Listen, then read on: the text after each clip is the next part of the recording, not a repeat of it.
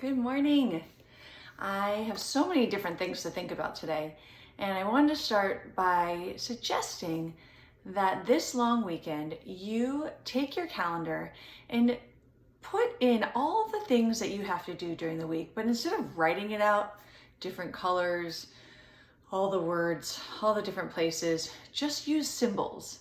So imagine that every time you work out during the week, you put a heart, you put a triangle for children or family time, and then just start looking at that calendar and seeing how exciting it looks with all these beautiful symbols that represent your heart, your mind, your body, your connections.